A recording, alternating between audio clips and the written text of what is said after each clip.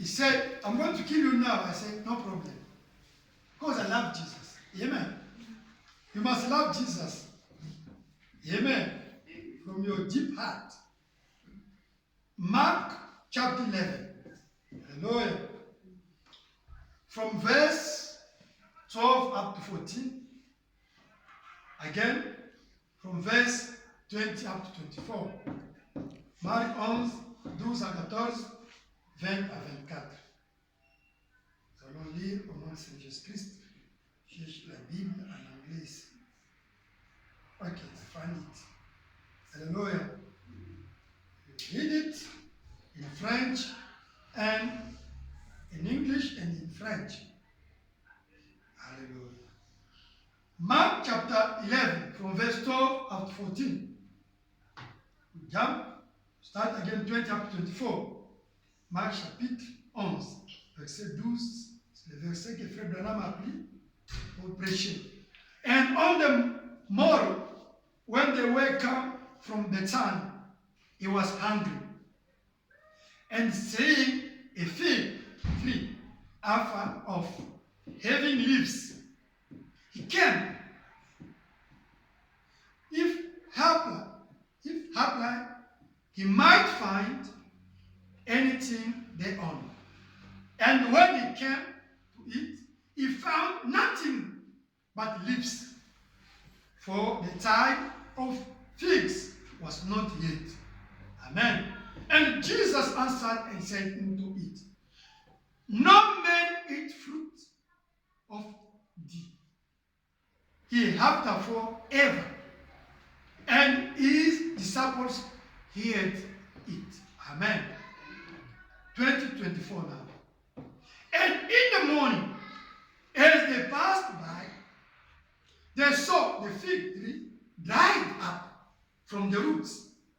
And Peter calling to remembrance, said unto him, Master, behold, the fig tree which thou carest is withered away.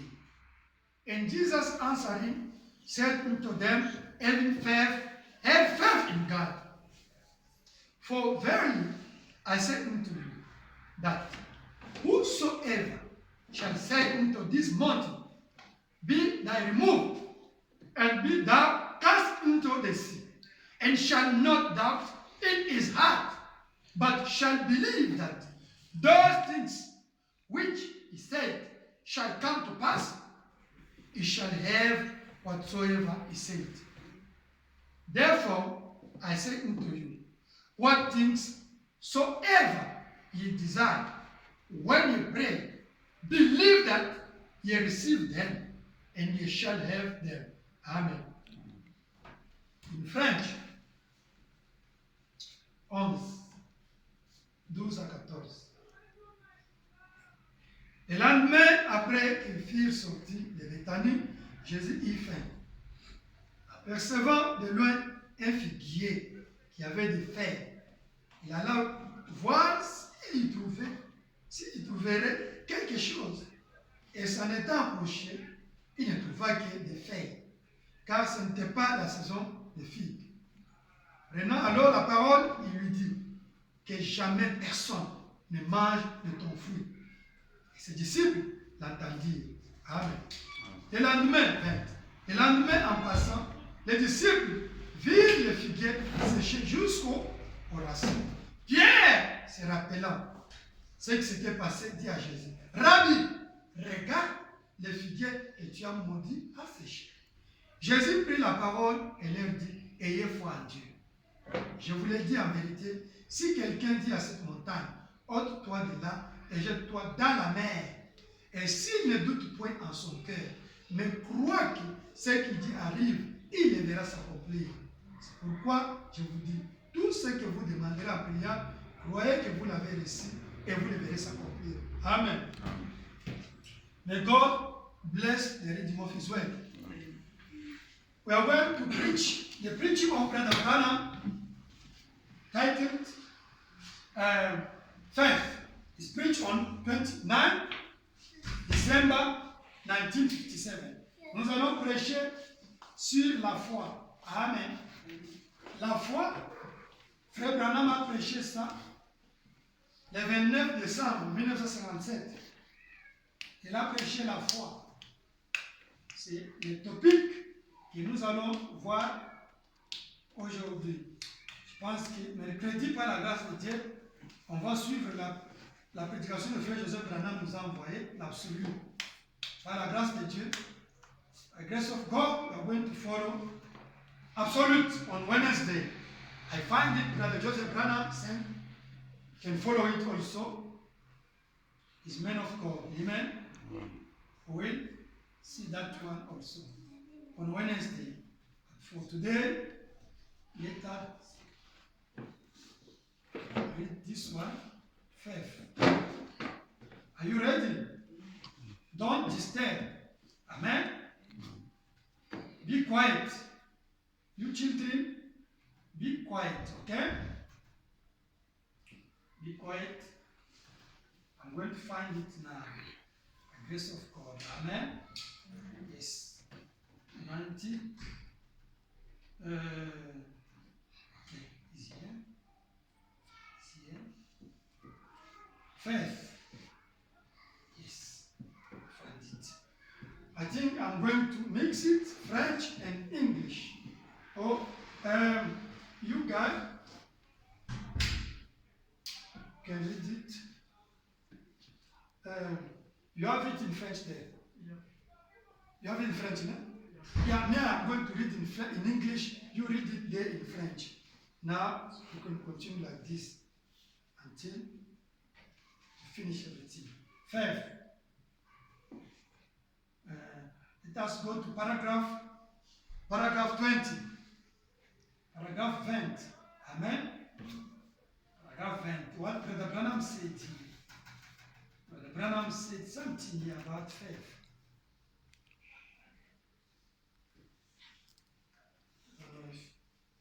The problem, I think, what is in English and what is in French, I think seems that it's not the same paragraph. There, what they said in French. D'habitude, les gens qui ont la foi sont devant qui ont l'expérience. But it's not the same in English here. Let me check again English here, because this English is PDF. That you say is what, because I read it in French. Sometimes the paragraphs are different. But I think God is going to help us. Amen. Huh? In English. English, there is 3 versions. You know it? Let me check this one. This version. Oh. You say it's the same in English. You got English PDF. Sorry, support me. Sorry. God gave it to me. I want to find it also here in English. Sorry. I apologize. Can you use it? Huh? Can use the tablet if you don't find it. Put it also here. Yeah, let me. I think I'm going to find it here. Paragraph 20. Paragraph 20. Okay, let me check here. This one. Okay, 20. 20 he said it was Philip who had seen this. Is that the same? Huh? Is that the same? It's not the same, eh? In English. Oh. Now, if it's not the same, let me use what I made in, I'm supposed to read it in English. That paragraph, did you find it in English? Eh? Not yet. Not yet. Okay, I'm going to find it. I'm going to find it. Find it in English now. I can make correspondence. In French, let me find it here in French. Is the message here? Sorry. Do you find it in English? No. Check you can find it to give me. If you find it now, I think we can go straight because it will give me the idea straight of what. Okay. Let me find here in French here. Amen. Hallelujah. We're talking about faith. You're supposed to read it before in English. Okay. English is supposed to be good. Okay. In French, il say faith. Le Bible said. Et d'habitude, les gens qui ont la foi sont des gens qui ont de l'expérience. L'expérience produit la foi. Je pense que c'est la raison pour laquelle la Bible nous enseigne. Amen. Ce sont les gens qui ont l'expérience qui ont la foi. Amen. Les gens qui ont l'expérience. Sans l'expérience, tu ne peux pas avoir la foi. Tu peux prétendre avoir la foi, maintenant dit que tu n'auras pas. Amen. Si vous voyez quelqu'un est agité, ou bien il est ballotté, il n'a pas la foi. C'est-à-dire qu'il n'a pas l'expérience. Amen. On dit la foi est basée sur l'expérience. Quand tu as déjà l'expérience, tu as la foi. La quantité de l'expérience que tu as, c'est la quantité de la foi que tu as. Vous avez compris? Si Dieu t'a déjà guéri, par exemple de sida, ou bien de cancer, ou bien d'une grande chose, ou bien tu avais prié pour quelque chose qui a intervenu, est-ce que tu auras peur prochainement? Si tu as déjà rencontré l'ange de l'Éternel, hein? Tu as déjà eu quelque chose de réel, tu ne peux pas avoir peur, tu auras la foi. Ok. Amen. Je pense que God is a being. What blessed. Okay. You read in French, I'm going to read it in English here. Amen, amen, amen. I will say, paragraph 6 in English, okay? E6. This is. What a blessed promise. Faith in God. It's a staggering thing to many people. And yet, we ought to be ashamed of ourselves to confess that we don't have faith in God. First, there is cowards who died 10,000 deaths while they are here on earth. And a hero never dies. His memories linger on for his great heroic deeds. And usually, usually, people who have faith are people who have experience. Experience brings faith. Amen. C'est paragraphe 6 en anglais. Paragraphe 18 en français. 18, 19, 20. Or 18, 19, 20. You can read it in French. Quelle promesse bénie, la foi en Dieu pour beaucoup de gens, c'est quelque chose de stupéfiant. Amen. Et pourtant, nous devrions avoir honte de confesser que nous n'avons pas Exact. foi en Dieu. D'abord, il y a des lâches qui meurent 10 000 fois pendant qu'ils sont ici sur terre, mais un héros ne meurt jamais. Sa mémoire subsiste par suite de ses hauts faits héroïques. Et d'habitude, les gens qui ont la foi sont des gens qui ont de l'expérience. L'expérience produit la foi. Je pense que c'est la raison pour laquelle la Bible nous enseigne sur cela. Amen. Alléluia. Et d'habitude, les gens qui ont la foi sont des gens qui ont de l'expérience. Faut maintenant les appeler les héros. Un héros ne meurt pas. Maintenant, now let us go to paragraph 21. Amen. In English now, he said, I think that's the reason that the Bible teaches us, Jesus said, in St. John chapter 3, except a man be born again, he can't understand the kingdom of God. Now, that's the quoting from the original, the King James. Amen. Jésus a dit dans Jean au chapitre 3, si un homme n'est né de nouveau, il ne peut pas comprendre le royaume de Dieu. Amen. Do you understand? Si tu n'es pas né de nouveau, if you are not born again, you can't understand. When we are talking about faith, it's your own experience. Amen. is your own experience with God. Faith means experience, your own revelation, your conviction. Amen. If you never got experience, you can't get what the faith. Brother Branham said, we can read it. Amen.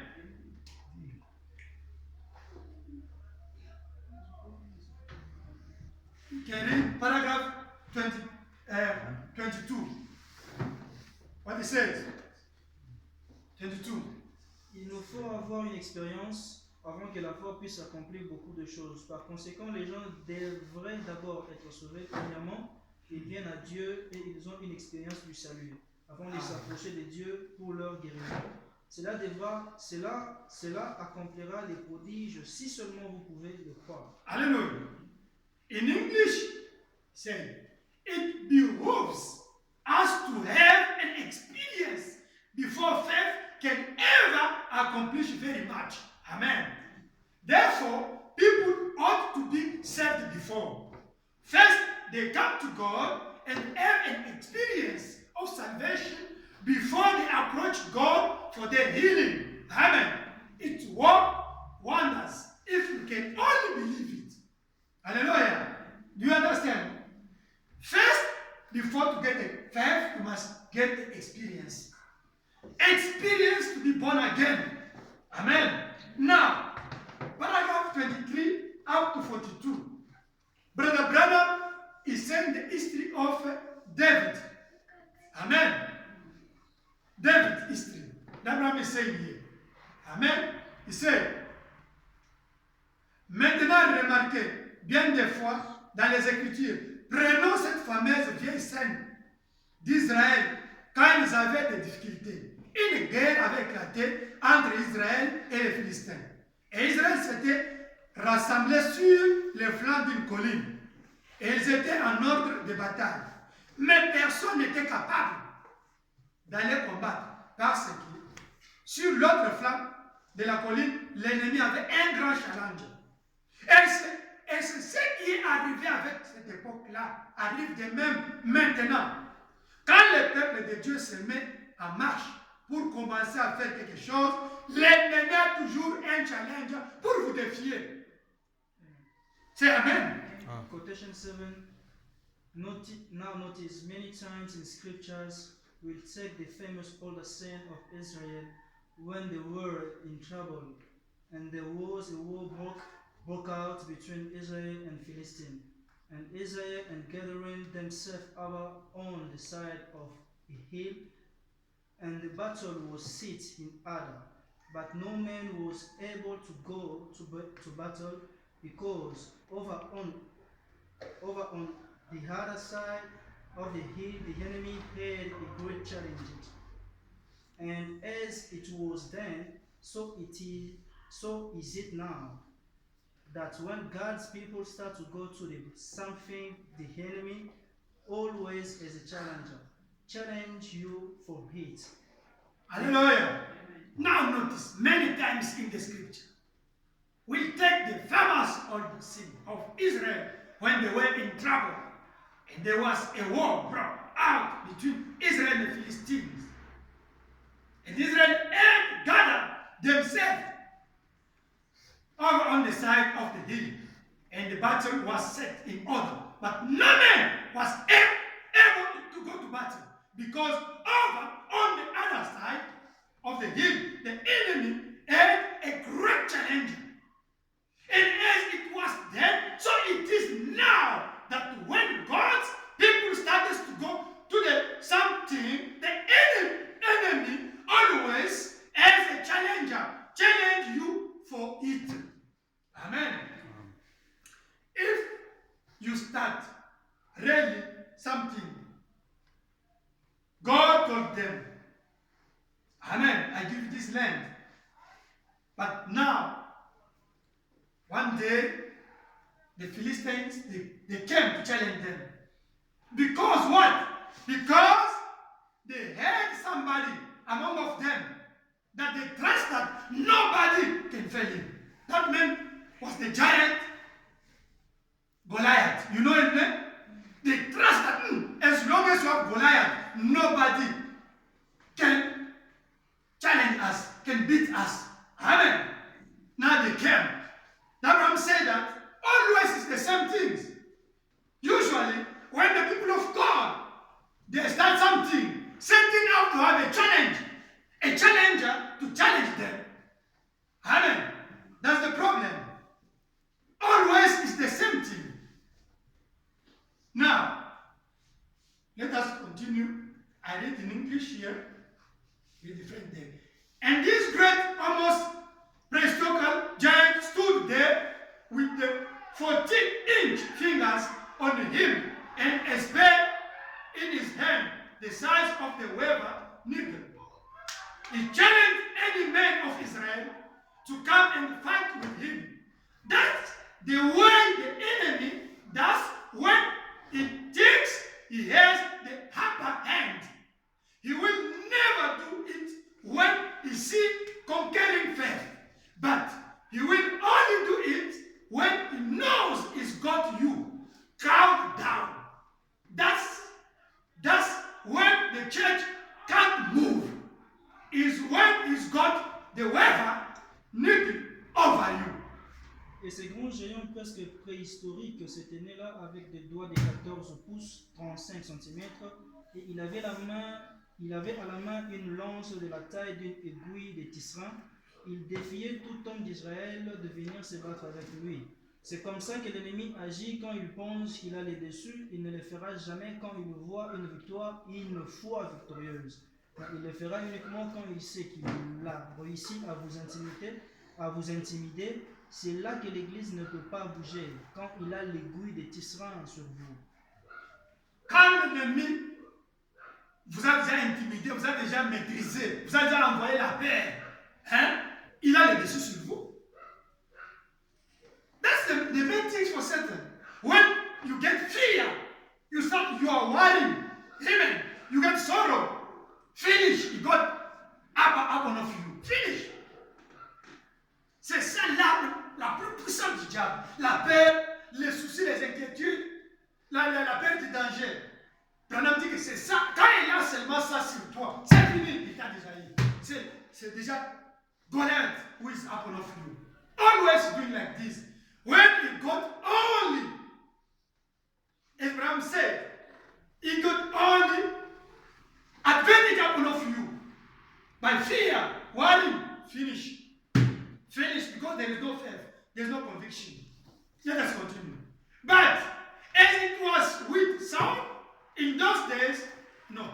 But while in the armies of the Israelite, Saul, the great warrior, if there was any man in the whole army that was more apt to be able to go and fight with this giant, was Saul. First, he was a well-trained warrior. He knew all the maneuvers, how to dodge the spears, and how to knock them off with his shield. And above that, he was head and shoulders above any man in his army. He was more physically for a match, and he was a trainer of men. But as it was with Saul, in those days, we found something exciting today among people who go to church. Hallelujah. Some of them who are the best trained scholars and the least faith in God sometimes. As the PG, and yet, and that try to explain it or try to get away from the very fact of faith in God's word. They try to explain it away some other way. And it's true. All of our scholarship, all of our training never puts us in position to meet the enemy. It takes faith in God to do that, and that alone. Mais pendant que des armées des Israélites, Saul le grand guerrier, s'il y avait un homme dans toute l'armée qui était plus apte à pouvoir aller se battre avec ces géants, c'était Saül. Premièrement, il était un guerrier bien entraîné. Alléluia. Il connaissait toutes les manœuvres, comment esquiver les lances et comment le parer avec son bouclier. Et en Amen. plus de cela, il dépassait d'une tête tous les hommes de son armée. Physiquement, il faisait plus le poids et c'était un entraîneur d'hommes.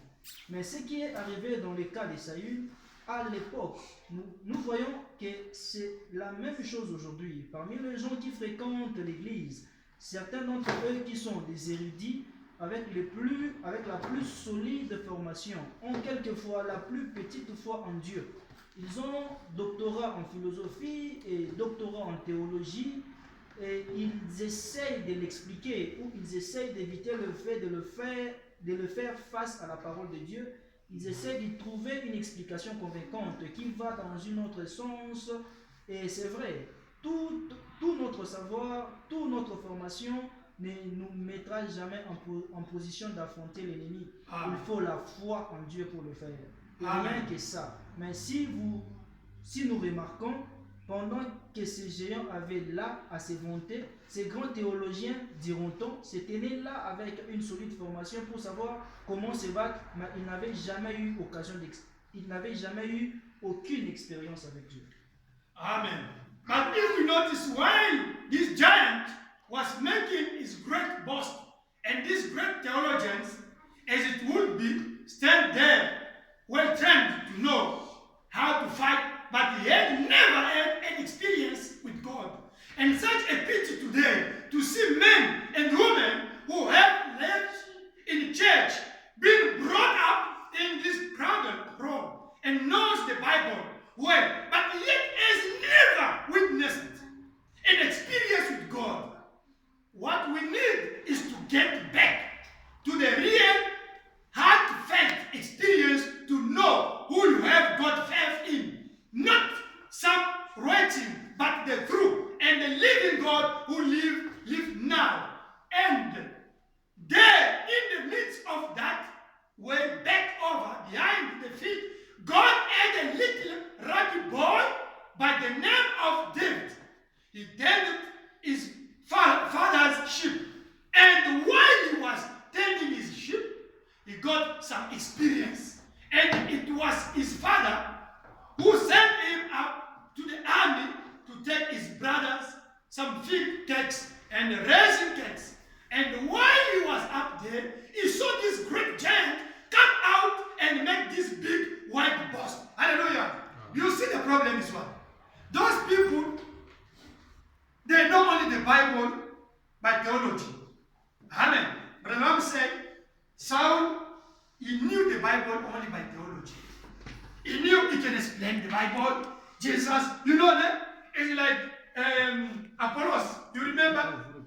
You remember about Apollos? Apollos, if you read in the Bible, in Acts chapter 19, the Bible said that there was a man called Apollos. That guy, he knew the Bible. He could explain the Bible. Now the problem is not to know the Bible. The problem is not to know the scriptures. The problem is not to get PGH. It's not to know to get all the diplomas. To know about the scriptures. The problem is to meet the honor of the scriptures. Hallelujah. The problem is not to know the scriptures, what is written in the Bible. The problem is not to know what is written in the message of Brother Branham. Amen. No. Anyone can read this Bible and start to explain it, isn't it? Anyone can take the brochure of Brother Branham and start to explain it. That is not the problem. The problem is to meet the honor of the Bible, to meet the author of the message, to meet the author of the Bible. That's the problem. Amen. You see it. They were challenged. Amen. By the giant, Goliath. He said, listen here. I'm here. If you have somebody that can come here to fight with me, and if you win, we become your slaves. Amen. But if me, I win, you become our slaves. Hallelujah. That time, it was not the knowledge. Knowledge was not concerned, was not involved in that regard. In that regard, there were no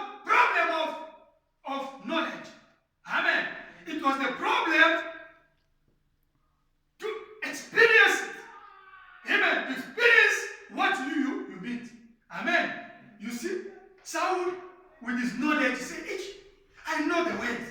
But this problem, no, I can't. This guy is trained since he was born. Amen. It's good for us to be slaves rather than to fight this guy. Amen. You see, he said, no. All the Jewish people, the Israelite people, they say, yes, our God is strong, but this guy, listen, if somebody's sick and you draw the picture of fire in the hall, is feeling what called, you draw the picture of fire. You say, this is the fire. It's true, no? Even if you draw it nicely, he can go there, close to that fire. He can't feel hot. He can't feel it. Amen. No, can't feel it. But if you give him the real fire, we'll feel it. Amen. The problem here was not to explain the quotation, how you know the Bible, how you know the message of the Branham. It was to challenge now the giant. Now it was need only the own experience with God.